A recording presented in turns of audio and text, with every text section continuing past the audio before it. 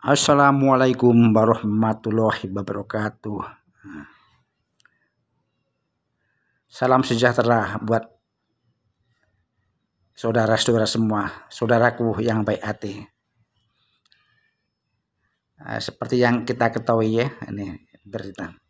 Kali ini kami menampilkan konten sedikit politik, yaitu politik tentang kemarin yang ada di Jakarta, yaitu tentang deklarasi dari DPP PKS, Partai Keadilan Sejahtera, yang mendeklarasikan Anies Baswedan sebagai capres. Oke, sebelum melanjutkan nonton ini, silakan Anda selalu subscribe, like, comment, and share.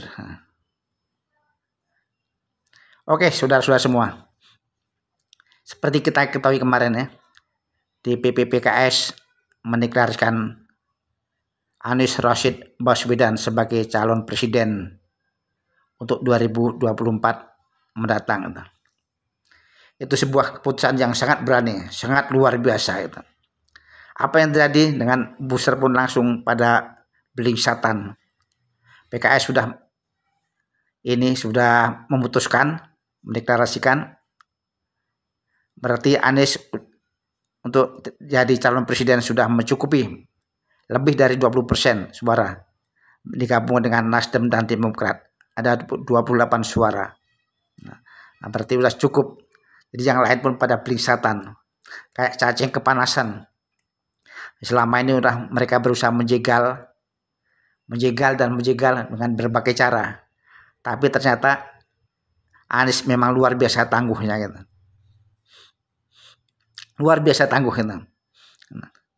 Kemarin di Dewan Pimpinan Pusat PKS yang kantornya yang di Jalan TB Simatupang nomor 82 Pasar Minggu Jakarta Selatan, yaitu menyambut kedatangan Anies Baswedan. Anies Baswedan yang datang dari rombongan Anies Baswedan naik Delman dari Buperta Ragunan, yaitu Bumi Perkemahan dan Geraha Wisata Buperta, Bumi Perkemahan dan Wisata Geraha Wisata Ragunan, jam 13.30 berangkat dengan naik Delman atau Dokar atau Andong, tapi kalau Andong rodanya 4, ini roda 2 jadi Delman ya. Kamis 23 Februari 2023 rombongan Anies sampai di DPP PKS sekitar jam berapa ya? Kalau jam 2 jam 13.45 mungkin. Berangkat jam 13.30. Disampainya jam 13.45. Jadi cuma sekitar sampai jam 13.45. Jadi cuma sekitar 15 menit aja dia naik Delman. Dia datang di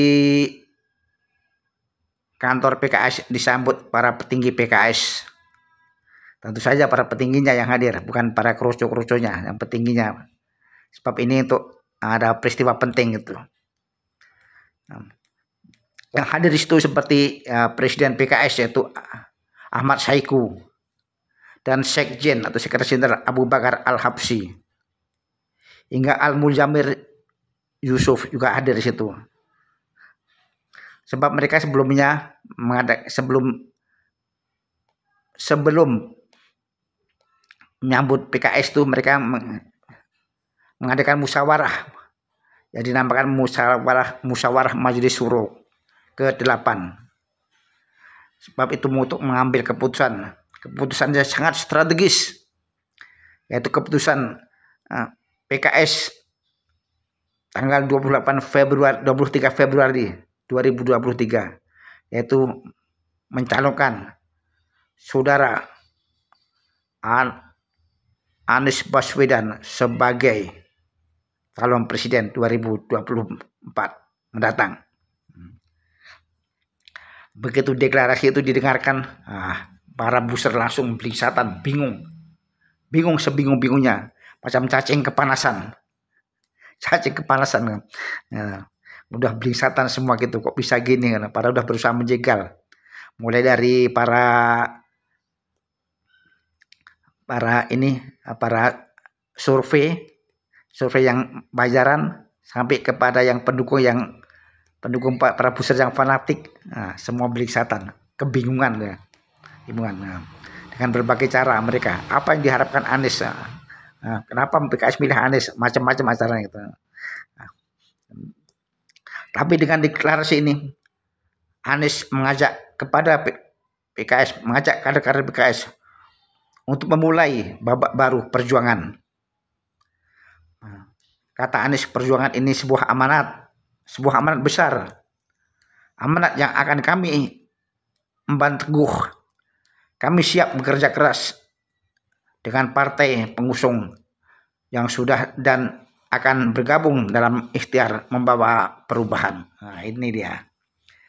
Jadi koalisi perubahan ini benar-benar luar biasa. Ingin membawa perubahan dengan pemerintahan yang sekarang yang hanya begini saja. Mungkin perubahannya apa yang akan diambil, yaitu barangkali masih rahasia. Tapi kalau secara pribadi kami berharap perubahannya adalah jangan sampai banyak hutang lagi. Hutang itu dikurangin, jangan mengutang terus gitu. Itu. Tapi kalau hanya menghutang terus saja percuma gitu. Bisa bangun tapi bangunan dengan hutang. Akhirnya penerusnya jadi kalang kabut. Kesulitan penerusnya gitu.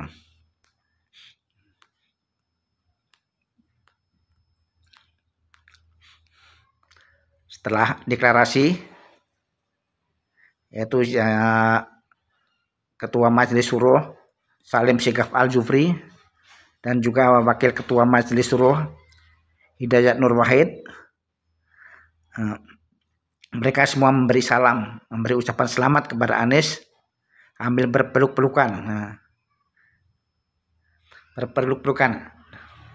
dan setelah itu Anies pun melambaikan tangan kepada para hadirin. Itu hadirin yang ada, para kader PKS sangat-sangat gembira, sangat-sangat senang mendengar itu, sangat-sangat senang. Jadi benar, jadi para kader PKS itulah yang diharapkan, baik PKS tetap bergabung dengan koalisi perubahan.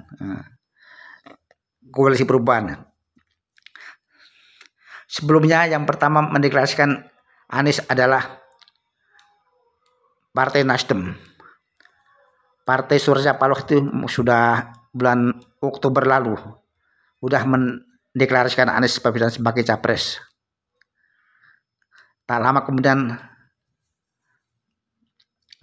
Bang Surya, pimpinan dari Partai Nasdem itu mengajak yang lain, PKS dan Partai Demokrat, yaitu Harimurti Yudhoyono. Tentu saja dengan ini, tak lama kemudian setelah melalui tim kecil, tim musyawarah kecil, pada bulan Februari ini, tanggal 12 kemarin kalau nggak salah, Partai Demokrat juga mendeklarasikan menyusul Partai Nasdem, mendeklarasikan Anies Baswedan sebagai calon presiden.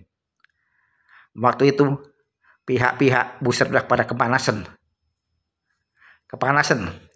dengan berbagai macam, ingin mengadu domba antara Demokrat dan Nasdem supaya mereka berpisah. Nah, tinggal satu-satunya yang belum mendeklarasikan, yaitu Partai Keadilan Sejahtera atau PKS.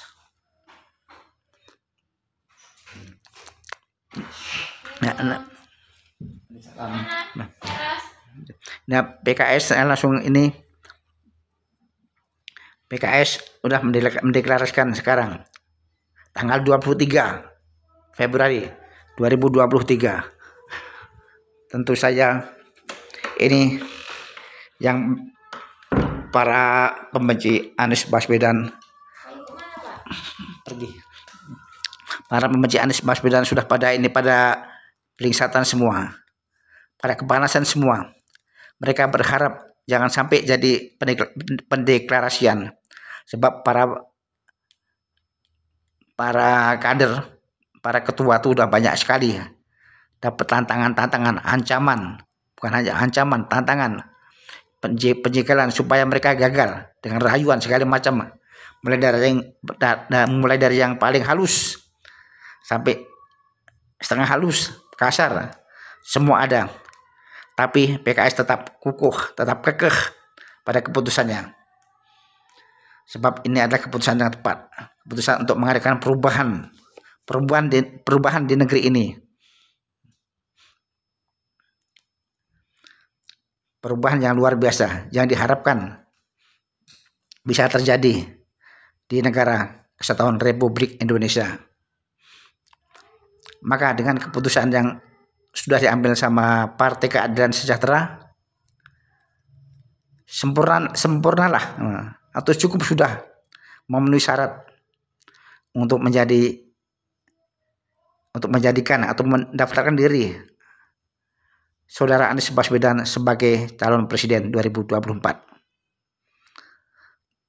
Nah kan kalau dilihat dari yang lain, yang koalisi lain, baik koalisi Indonesia Bersatu atau koalisi Indonesia Raya, semua masih pada angan-angan saja. Koalisi Indonesia Raya mungkin sudah ada Prabowo yang sebagai calon presiden, tapi koalisi Indonesia Bersatu atau KIP masih belum jelas. Koalisi itu bisa terbentuk benar-benar atau akan bubar nantinya, sebab mereka tidak punya calon presiden. Siapa yang mau didukung? Mereka mendukung orang lain kecil kemungkinan, sebab ngapain dukung orang lain kalau hasilnya pun nggak jelas. Apa yang diuntungkan? Mereka mesti punya hitung-hitungan tersendiri, punya hitung-hitungan, punya matematika. Kalau mendukung orang lain, apa untungnya buat dia dan partainya? Tentu seperti itu. Maka mereka dengan ini mereka sangat rapuh. Koalisi-koalisi yang lain sangat rapuh untuk bubar kembali. Mereka hanya dibentuk untuk menjegal agar Anies Baswedan tidak bisa dicalonkan, atau biar tidak ada pilihan lain lagi dengan merayu yang lain, dengan merayu tim-tim yang lain. Tapi ternyata dugaan para buser yang pembenci Anies adalah salah besar.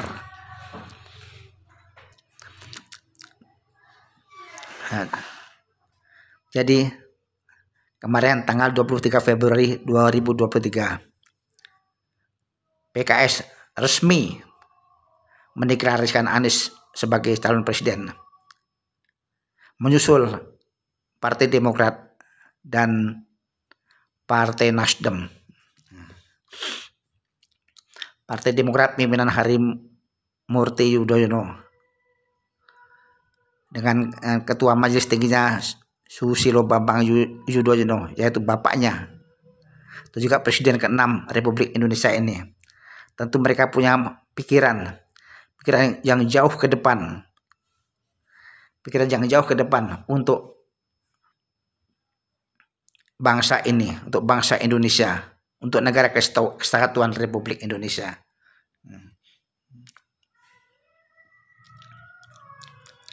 Pikiran Pak Bambang Yudhoyono, mereka sudah pengalaman juga 10 tahun jadi presiden. Jadi pengalaman memimpin bangsa ini. Maka sekarang dengan bergabung di koalisi perubahan bersama Nasdem dan Partai Keadilan Sejahtera, mereka berharap tim ini bisa solid. Sekarang tinggal melangkah lagi. Kapan mereka mau melangkah? Cari calon wakil presiden. Siapa calon wakilnya masih ditentukan berikut. Mungkin ada AHY, mungkin ada Akhir atau mantan gubernur Jawa Barat 2 periode. Bisa juga Khofifah Indar Parawansa yang sekarang sebagai Gubernur Jawa Timur, atau mungkin bisa juga yang lain. Sekarang masih dalam tim pemikiran, tapi semuanya menurut Ketua Partai Nasdem semuanya akan diputuskan oleh Surya Paloh. Semua diserahkan kepada Anies. Tentu Anies juga tidak sendirian. Tentu mereka akan bekerja sama dengan tim yang dari PKS dan Partai Demokrat.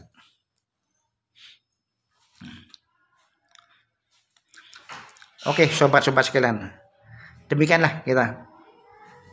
Demikianlah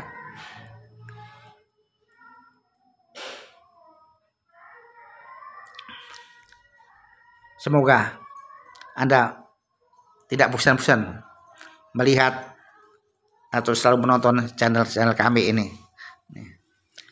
Wabillahi taufik wal hidayah. Wassalamualaikum warahmatullahi wabarakatuh.